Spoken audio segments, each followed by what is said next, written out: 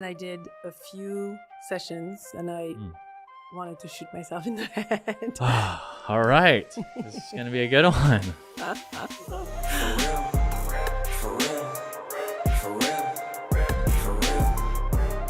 All right. Thanks for joining us. In this podcast, I have a very, very special guest. Her name is Soph Chiche. I had to get that right. And she's an author, she's an entrepreneur, a business coach, and she is a psychologist by trade and a plethora of other things. But she has an amazing story. One of the things that how I found her is on a article where she lost 200 pounds playing pickleball.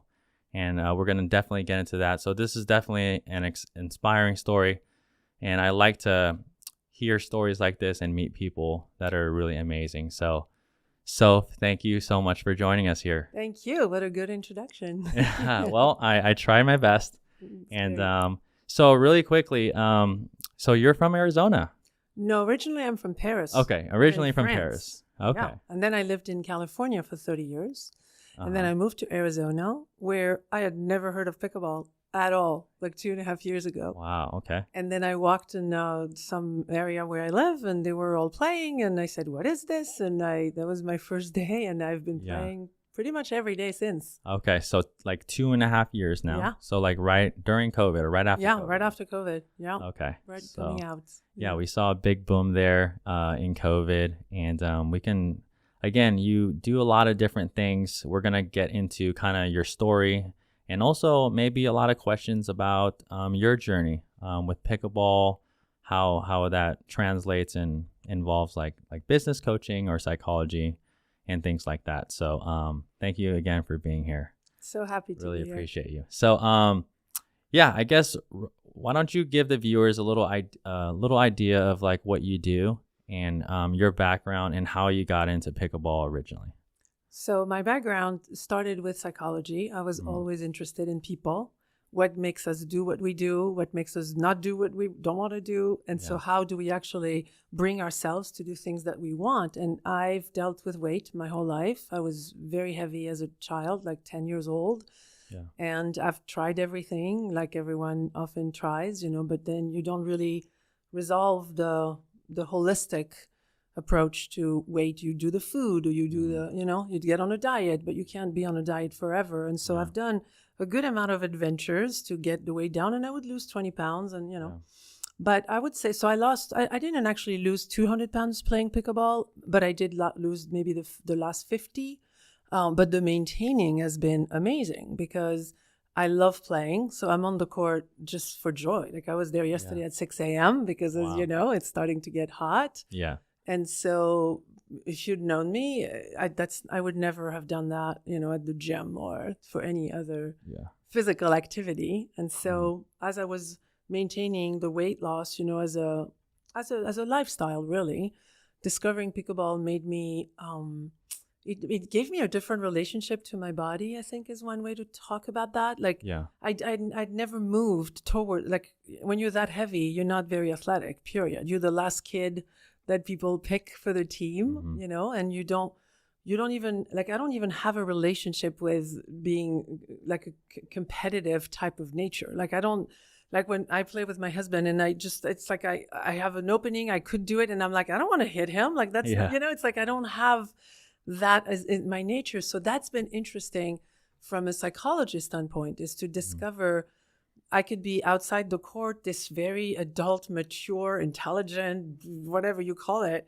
And on the court, I'm like 7 years old. It's like I haven't grown, my consciousness, my awareness of myself is not as an athlete at all. Like I know some of your story that you started when you were young. And it's like when you've pushed yourself, when you've known to, even if you don't want to do it, you do it anyway, even if I don't know any of this. And so it's like I'm a kid. It's like I'm starting, 2 years ago when I started playing, I would walk out of the court and I'd be like, who is this? What was this? Like, why did I get so upset? Why did I feel left out? Why? And it was like a whole new me, like a new me to have to address, which was cool. Yeah, no, that's really amazing. Actually, I I think a lot of people could relate with your story now, not directly in all aspects, but a lot of the clients and the people I teach didn't grow up playing sports. And I would say it's like 50-50. Obviously, like, you know, there's players now that have racquetball experience or even basketball or whatever. Tennis. Yeah. But I do have a lot of players that I work with that were kind of didn't do athletics and stuff like that. So I think a lot of people could relate with that. Do you think partly it's because it's easy at the beginning that for those of us, like if I play tennis, like I play for 3 minutes and I'm like, I'm dead, right? Well, it's not even that.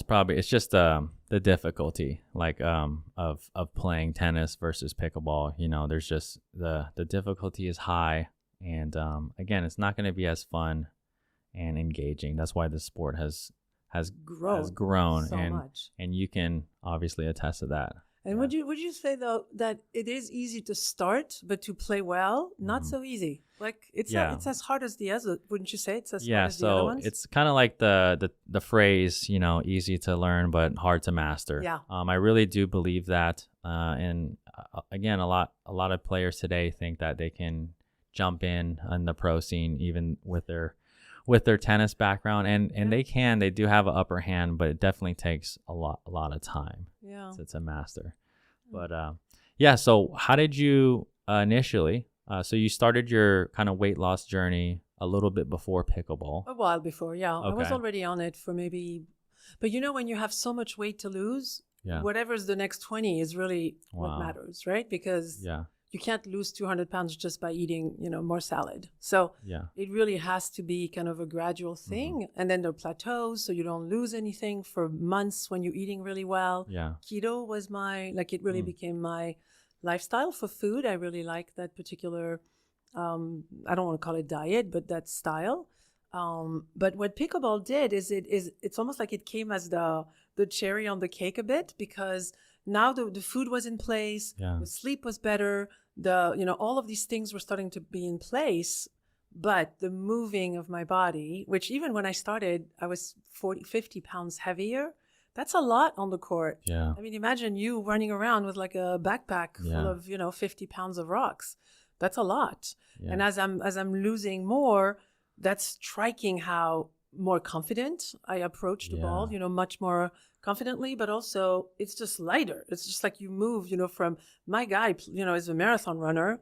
They call him the rabbit on the court. Like he's everywhere at all time and he catches any ball, right? Which when I play with him is not so good for me, because then I'm like, all right, he's going to get the ball. I'm good.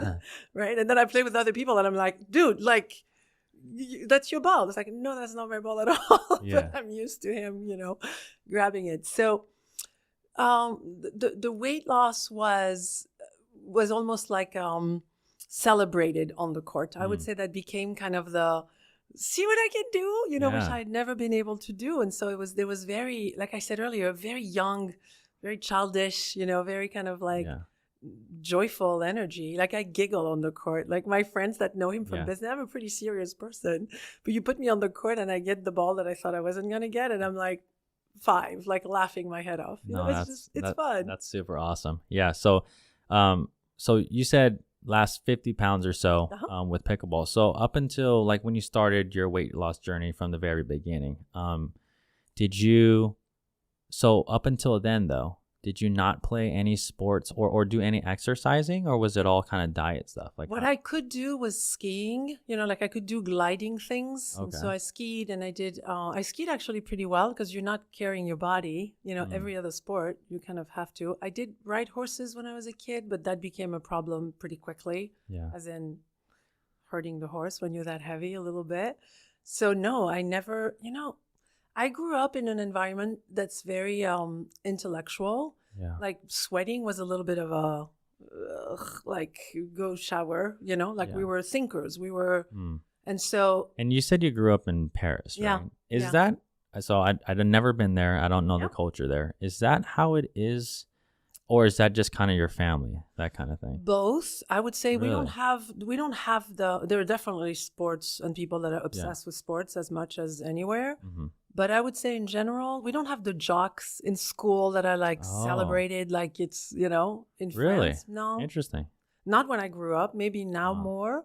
when I grew up, you had to be smart. That was like the thing, Wow. right? And so at the school time, when we were on recess, I'd be reading because that's what smart people do, And so after that, it becomes like a little bit of like you're heavy, so you don't want to move, and then you don't move, so you stay. It's a little bit of a catch-22, Like you can't. When I was at my heaviest, moving was not good for me. Like working out, like I would go to the gym, like, okay, I'm going to try this. And I would like hurt myself the second I would, getting out of the couch when you're that heavy is a little bit of a sport, because you have to carry. Now, funny enough, as I was losing the weight, I'm actually very strong because I've had to carry all of that weight, right? So my muscles are bizarrely strong for someone who, never did anything athletic, because carrying so much weight is kind of an athletic, in some ways, activity. That was a big shift for me when I was talking to a friend who was a professional soccer player, who's also an executive coach, and we were having a chat about something else. And then I said something like, well, I'll never be an athlete, And he was like, why? You're up at 6 a.m., you watch your caloric intake, you watch your water, you sleep, you do this, you study with a bunch of teachers to learn the sport. There's no difference. I mean, maybe some people started younger, or maybe they're more talented, but the mentality of an athlete, I never saw myself as that, but I am. Like, what's the difference, when... I would play 3-4 hours when I first started. I would play twice a day when I first started. Wow. Because I loved it. It was like almost like I discovered, it would be like someone who's blind. Yeah. And then you give them sight, and then now they're like, oh my God, I want to see everything, right? Okay. Yeah, no, that's amazing. So you kind of went from, you said you did a tiny bit of skiing, maybe some horseback riding, but you went from basically zero kind of to like 60 a little bit. Competitive sports and things like that, and then you went right into pickleball. Yes. So why don't you tell us the story? Like, how did that start? What was the first time hitting? Like, because I know a lot of our viewers can relate to the first. I remember my first time playing. Yeah, so. there really is a first time, because it's like nothing else. Well, my husband and I had gone on this little trip, and on the way, I had spoken to needing to move more. And as I said, he's a marathon runner, and I was like, I'm not gonna. At that, I don't run. And so why don't we walk? Every morning we go for a walk. And he's like, yeah, okay, I'll do that with you. Cool. So then he goes on a trip without me, and he comes back. And I say, actually, I don't want to walk. I want to try this thing down the street. We live in a environment where there's a court right there. And so actually 8-9 courts. And so we went down, and we literally, it would be like walking in a swimming pool you've never seen water. We were just like, what is this? And there were 2 people playing. I'll never forget. Turned out they were the president of the member of the club. So before that, though, like, how long did you live there and know those courts existed? Not in zero, like a week. Oh, so you just moved in? Yeah, we had just moved in. Oh, okay, got it. We had just moved in, and literally, I could hear the sound, so I could tell that it was something that had to do with like, balls and paddles. Yeah. But that was it. Like, I literally, and then when I started, after that first day, I went on YouTube. I think I may have even seen videos from you. And I just was like, what is this? And where is it from? And I, a lot of people speak like it's a sports for older people, right? And so I was like, I don't know if it's for me. Then, but then we started. So we were playing with the president of the club. And they were so nice. Oh my God, looking back, because we were literally like, phew, like we didn't know what we were doing, and they were just really calmly. Because some people, I'm sure you've run into that, that start to play better. They're not very nice to those who are starting. So sometimes you have to overcome a little bit of that. But they were lovely. They couldn't have been lovelier, and they taught us, as scoring is like, it took me a month and a half to understand the whole. Scoring is so complicated. No, that's probably one of the harder things to learn. Exactly. Yeah. And so from there, we started like everybody else. We bought paddles very cheap, because we were like, oh, like $60 for 2 paddles or something. Yeah. And then everybody was like, oh, you hear the sound? It's a little like wood paddles, almost. And then from there, we just started playing more and more. We became really good friends with the person who's the coach. And she teaches, professionally up there. And where is this again? Wickenburg Ranch. Wickenburg. Yeah. And that's what is it? Is it west of Phoenix or north? It's north. It's north of Phoenix. Okay. Yeah, north of Phoenix, about 60 miles maybe. Okay. And it's a community, it's like it's a planned kind of environment. There's like 900 houses maybe. And so it's kind of a, not exactly a retirement home, but it's like, lifestyle. Most people are, in their 50s and up. How did you end up there?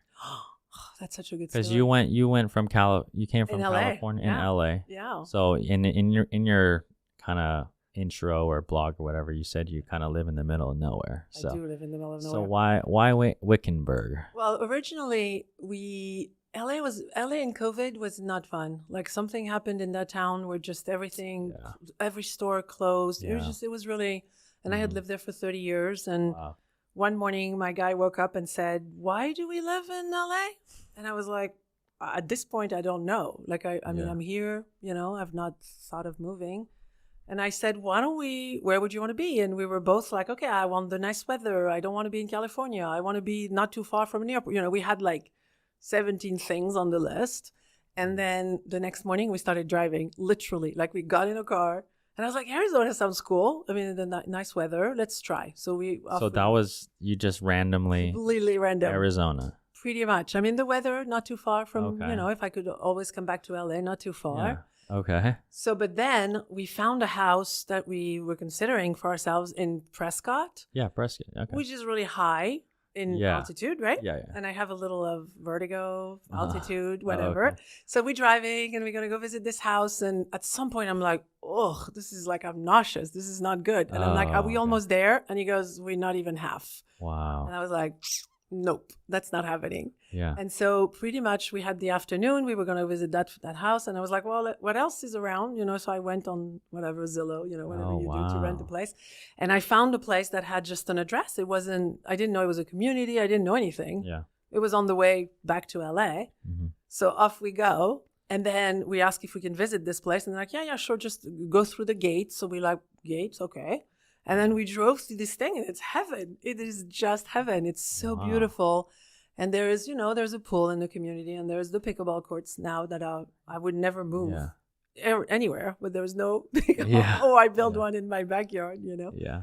That's become such a thing. So from not knowing what it is, we went to the court that one time and we started playing every day the minute we moved. Wow. And you didn't move then, right? Did you have to go back to LA and get all your stuff? Pretty much a month. Okay.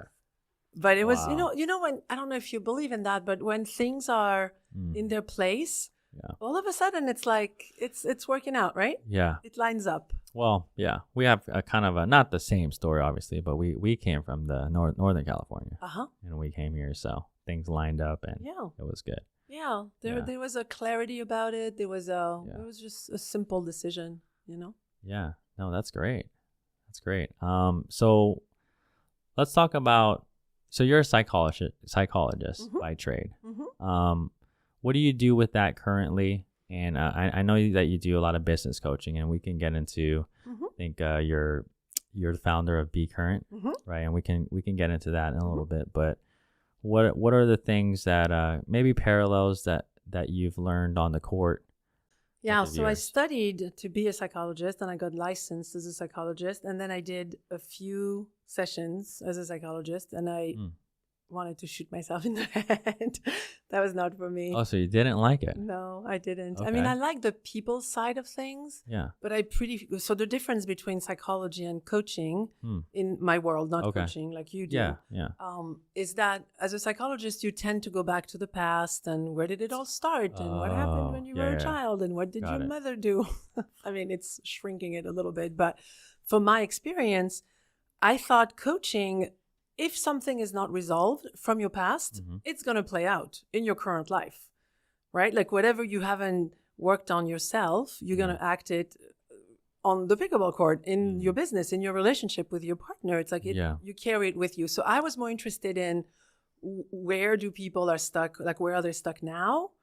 Like they get fired from the same job the same way. They end up in relationships with people that don't treat them well the same way. So to me, there was like a trend that happens in your life if you don't solve deeper beliefs about yourself. And so that's where it started for me. So I became a coach. I started companies. I was an entrepreneur. As you mentioned, I actually started a spa in LA that took on fire, the good kind of fire, not the bad kind of fire. Yeah. Like the Kardashians came to the spa. Wow. And all of a sudden I had 12 locations, 6 in New York. Wow. I mean, it grew like so fast. Like it resembles the growth of pickleball. All of a sudden it's like everyone wanted one in their city. And what year was this? We started the first one in 10 years ago. So you Exactly started a 10 years. spa and all these celebrities started coming? LA, Really? you know. So then what happened with that? What happened after that is COVID happened. And so we were growing. And then we were shut down because obviously for health reasons. Yeah. I had already brought in an investor that was more of an operator. So they were interested in taking it over basically. And I wanted to write a book and I wanted to do a documentary on food, you know, and relationships we have with our bodies, because I thought I had really learned a lot along the way already.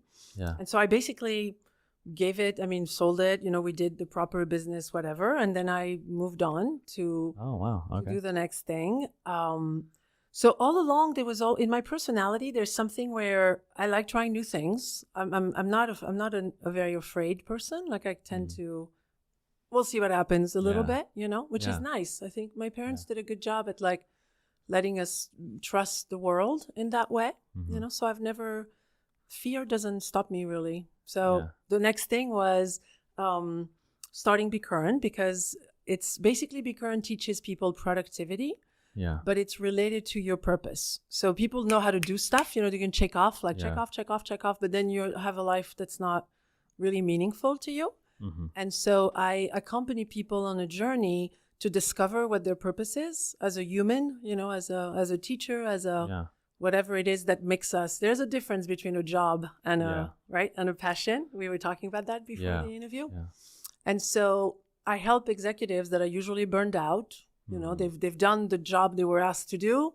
They make the money. They have the wife, the 2.5 kids, you know, whatever. Like they've done what they were told. Yeah. But then they're not happy. A lot of them, you know, don't find this fulfilling experience. And so I work with people that are often burned out with a lot of hopes to do more with their lives. And so like I joke that I take them post burnout. Like once they're on the other side of it, it's a little bit harder. So you work with a lot of like higher executives and things like that. Yeah. Okay. But I work with people that are, I work with anyone that's interested in learning how to, I call it manage yourself. You know, like what does it mean to say, I want to do this? I want to write a book. I want to have a kid. I want to lose weight. I want to play pickleball, whatever it is. I want to start a business. Yeah. Like you did, you know, it's like there's where I am right now and there's where I want to be. I work in that space. I work in the space of removing what gets in the way. No, that's really cool. So I have definitely a couple of friends and even myself. I think we're all in different stages in life. Either you can be really content where you are. Some people are unhappy with their current situation. Even me, like from my previous job before I started coaching pickleball and taking this full time, it was providing, you know, for the family financially, which is important. Which is good, of course. Yeah.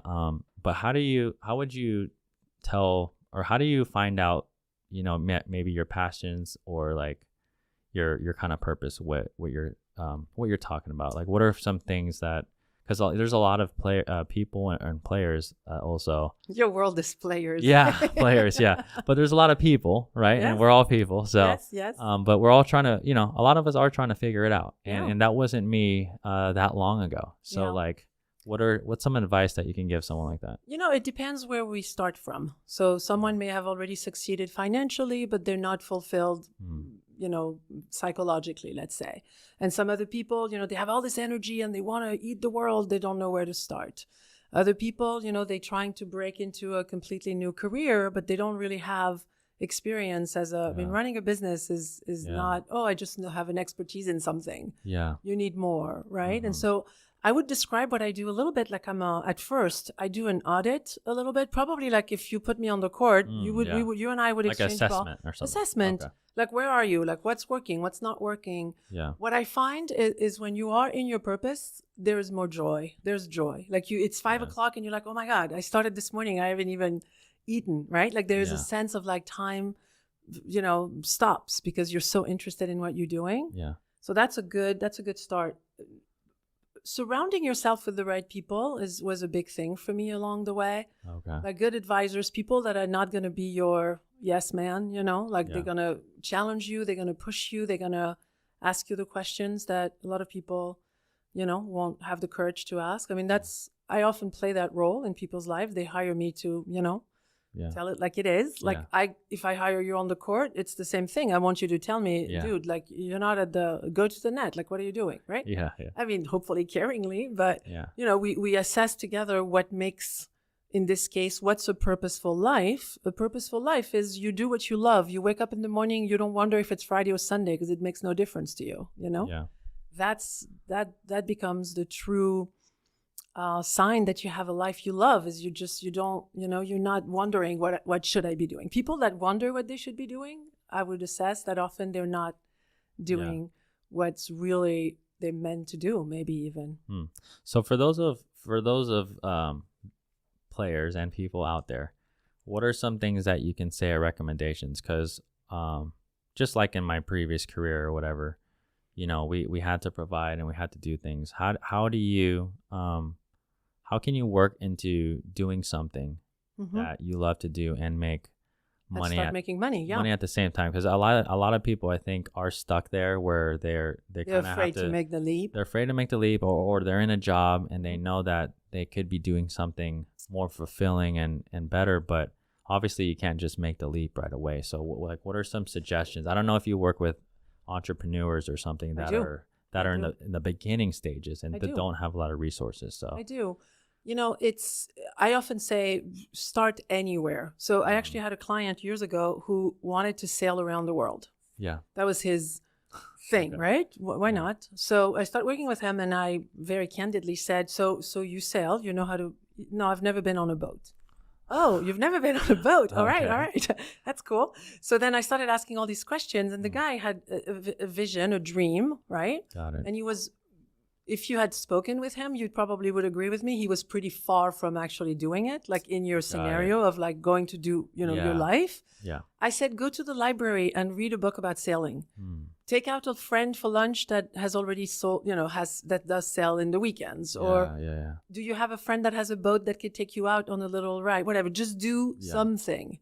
So like maybe someone, let's say in a career like you did, it sounds like you took the leap now. Yeah. But at first you do more of this other thing, right? You do a little more, do a little more, and then you start making a little money. Yeah. Often, actually, it's a really good question you're asking. I find that people have a little belief that if you make money, then you shouldn't be having fun, or you shouldn't be fulfilled. Or if you fulfill, then it should be like a charity, like it should be something where you've seen that, right? Yeah.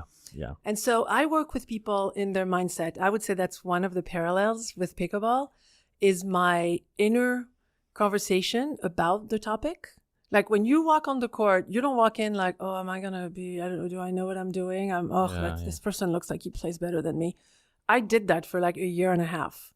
And I would get in my car and I would sob because I'm like this like super achieved human. Like what? Like what is this, right? And I could not, somehow my heart, it's almost like I had to catch up these years of learning how to be not competent. It's hard for people not to be competent. Yeah. Right? Like we used to, like in school, when you're not competent, you're being sent to the whatever and you're being punished and you have bad grades and your parents are mad. It's not a good thing.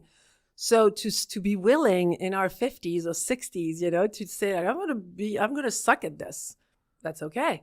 Yeah. That is part of what happens to people. They have an expertise in a particular business and then they want to do this other thing that's a passion, but they're not yet at the same level, right? So they have to, address their ego that it's like, you know what? I'm going to not be so good for a minute there or a year or two, when you launch a business, it takes, people are like, oh, they watch people online and my office and it's like the beach, right? Yeah. It's like, oh, I want to make money while I sleep. I'm like, well, did you make money while you were awake? That's kind of where it starts, right? Yeah. I mean, people on social media are, it's giving out this fantasy land that I don't live in that land. I don't know if you do, but it's hard work. It's hard work to get places. No, 100%. How long did it take to grow that spa that you sold? Well, that one was kind of a little bit miraculous because, and I'll tell you, another element that you brought up without even knowing is I think doing it without the grip or the fear was really helpful.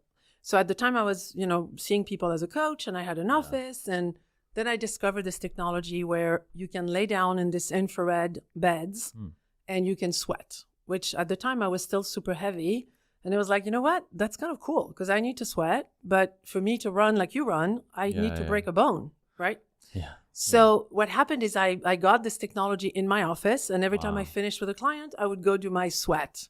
Yeah. And then my friends were like, what is this thing? Your skin looks really good and you're losing weight. Like, what's going on? And I was like, well, I guess I could get another bed. Wow. So I get a second one. Okay. And then the friend wants to bring another friend. All right, I'll get a third one. All of a sudden, I have like 6 beds, and my girlfriends, we all doing that every week. So that wasn't the main thing of the business. It was just an add-on.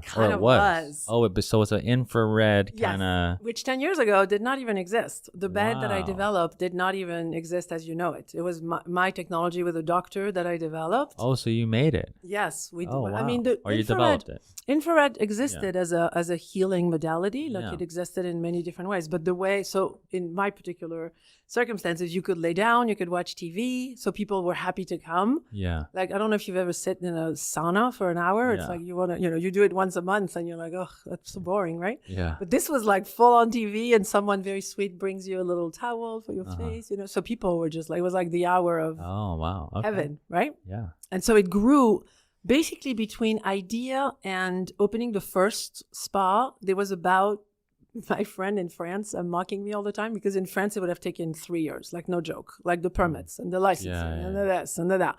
In LA, I called the Department of Health, whoever was, responsible for this. And they were like, well, we've never heard of this, but why don't you do it? And then we'll come check it out.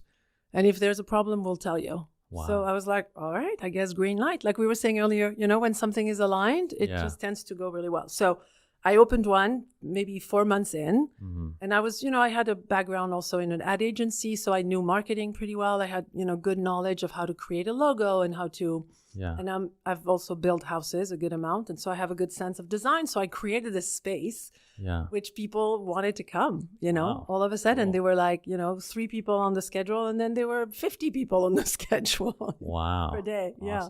So it was like it's like a per time kind of usage, and you pay. Yes. Okay. People became members. It was the beginning of memberships, so you would be able to pay.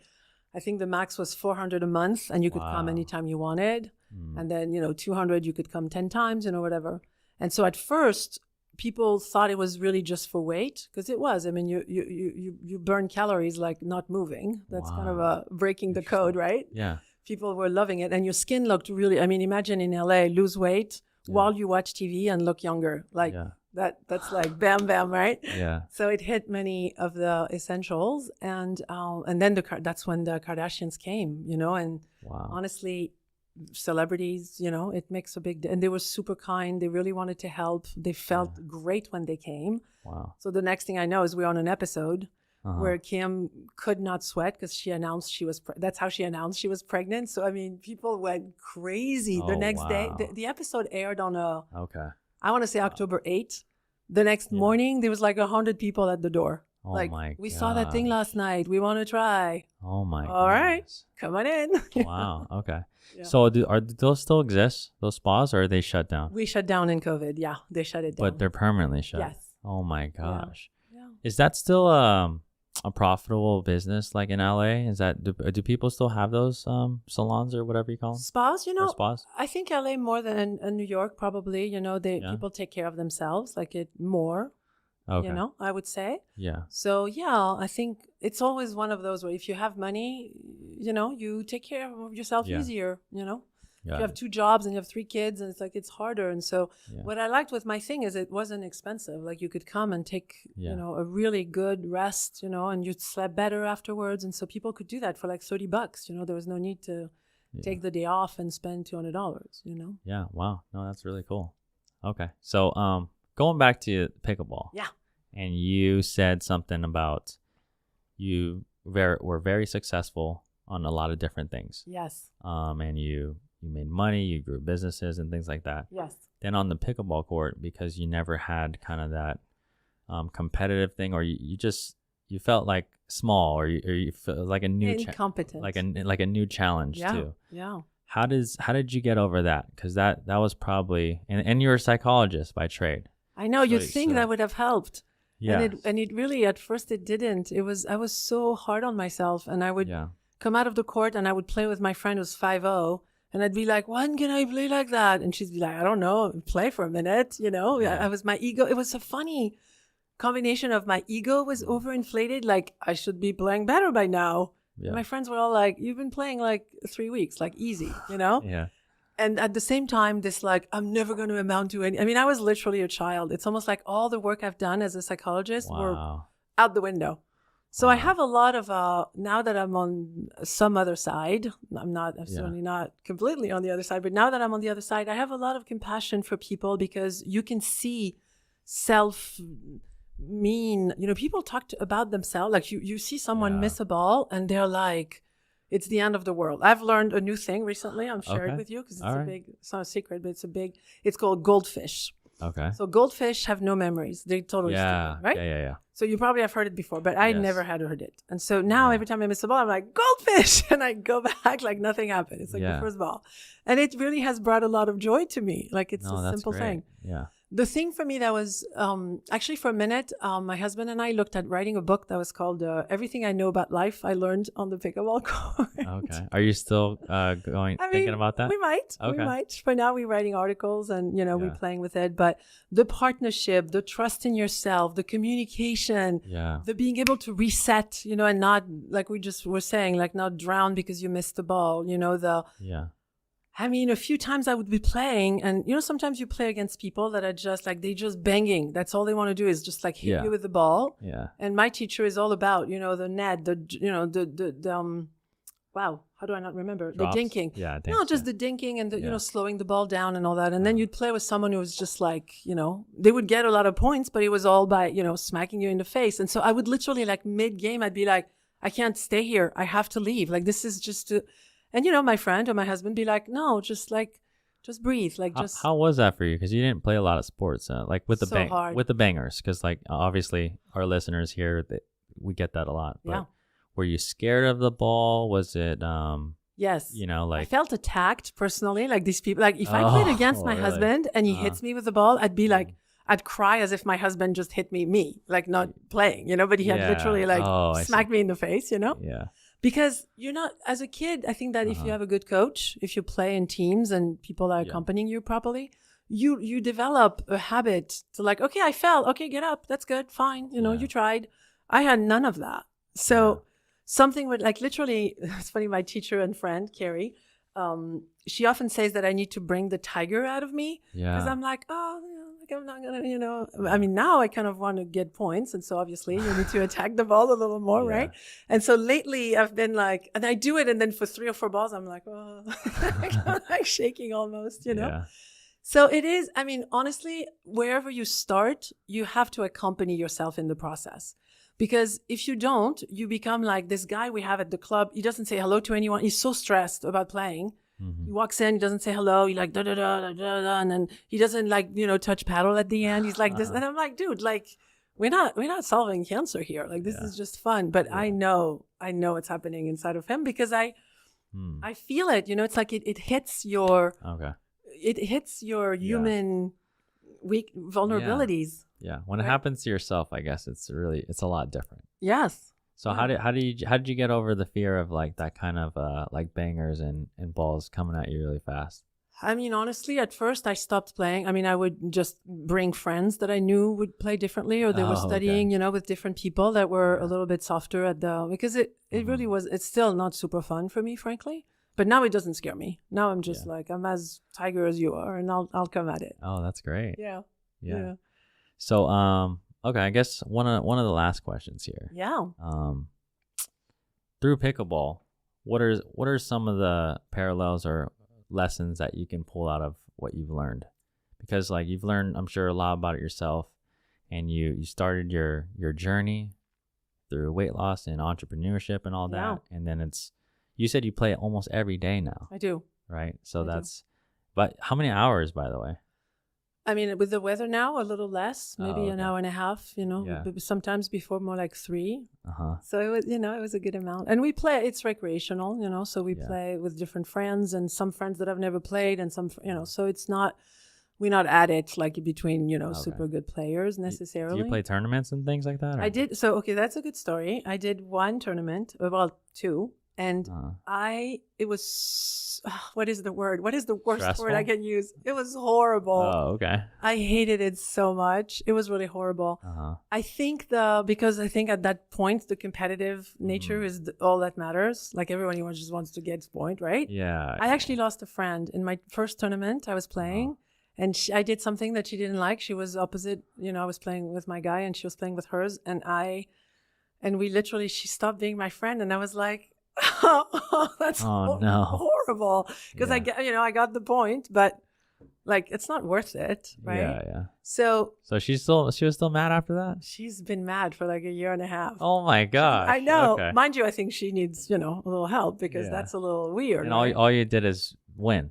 Well, yes. Actually, eventually she won that game because it moved. I was it was so sad for me that I saw how upset she was. And I was like, oh my goodness. That's not right. So, okay. So to bring your question around, for me, the partnership is one of the places where I learn the most, like how critical I can become and then try to bring that in and be more supportive. But that's kind of how I treat myself a little bit. So then I turn it into trying to be kind and self-love a little bit because I'm trying my best, so but it is like, you have to, like I say, we have to manage ourselves, and then you see kids that are like, right? Like they've never touched a paddle before and they're like, pow, pow, pow. Like they're totally getting it because there's no mess in their head. So to me, it's become partly I love it because of the game.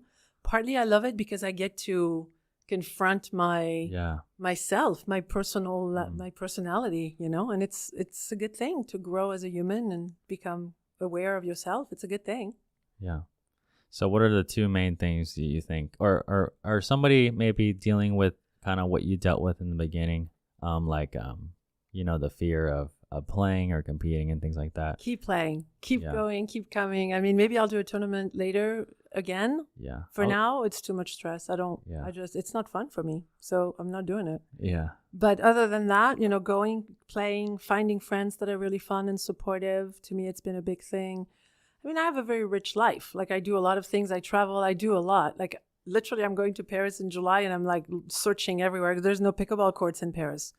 Pickleball hasn't started yet in France. And so I'm like desperately trying to like find a place. So now I found friends that have tennis courts. And so I'm going to like bring my tape and do my thing and teach them, because I'm going to be there for like a month. I don't want to not play for a month. Yeah. No, that's great. No.